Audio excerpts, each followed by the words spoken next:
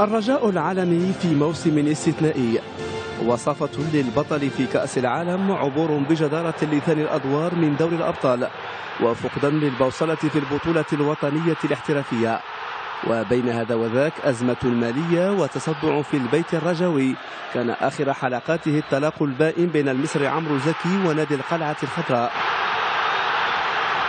بعد بداية بطيئة في البطولة المحلية التي يحمل لقبها والتنازل عن كأس العرش للدفاع الحسني الجديد في المباراة النهائية، دخل نصر البيضاء في مرحلة من الشك والفراغ ساهمت في الاستغناء عن خدمات المدرب محمد فاخر، عراب ثنائية البطولة والكأس في الموسم الماضي. البديل كان هو التونسي نبيل معلول الذي لم يتيسر له التعاقد مع النادي الأخضر، فتم الاستنجاد بالتونسي الآخر فوزي البنزرتي في خطوة نال على إثرها الرجاء نصيبه من النقد، على اعتبار أن الوقت لم يكن مناسبا لتوقيع صك الطلاق مع محمد فاخر. جاء المونديال فتألق الرجاء وأسقط الأبطال في قاراتهم، بدءا من أوكلاند سيتي النيوزيلندي، فمونتيري المكسيكي، ثم أتلتيكو مينيرو البرازيلي، ليعبر رفاق متولي للنهائي لمنازلة عملاق أوروبا بايرن ميونخ الألماني والذي توج باللقب في نهائي للتاريخ. بعد المونديال الرجاء يستقبل استقبال الأبطال من طرف عاهل البلاد، ثناء على مشاركة مشرفة وتحفيز على مواصلة العمل الجاد من أجل تحقيق الأفضل. مر شهر العسل بسرعة وتفجرت القلعة الخضراء بإقالات واستقالات، تجميد عضوية صلاح الدين بصير رئيس اللجنة التقنية وتبادل الاتهامات حول الأسباب الحقيقية للاستغناء عن خدماتها، ثم استقالة الناطق الرسمي باسم الفريق سمير شوقي، وكأن التألق في المونديال كان نعمة في طيها نقمة. محمد بودريقة رئيس النادي وزع تركة المغادرين، فألحق صفة الناطق الرسمي بالمدير العام محمد الناصري، وأعاد ترتيب البيت الداخلي للتفرغ للاستحقاقات القادمة.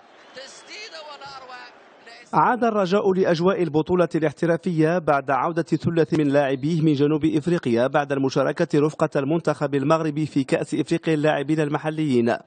فكان أول اختبار لقاء مؤجل عن الدورة 13 في ملعب الفتح الرباطي، سقط فيه الفريق البيضاوي بهدف دون مقابل، ليواصل عجزه عن تحقيق الانتصار ل6 جولات متتالية، وهو ما سيعقد مهمة الفريق في الحفاظ على عرش البطولة، خاصة وأن الرجاء 11 في سلم الترتيب العام، يبتعد عن المغرب التطواني المتزاعم ب13 نقطة رغم أنه يملك مباراتين ناقصتين.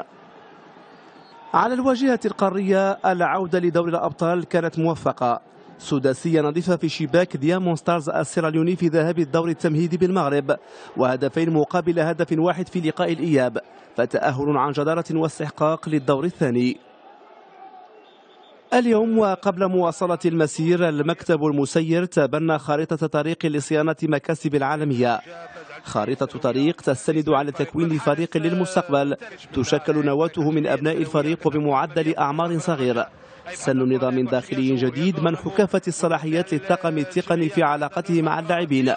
المراهنة على حضور قية للجماهير والالتزام بتكوين أكبر أكاديمية كروية في القارة السمراء، رهانات من بين أخرى يسعى النادي لكسبها، رهانات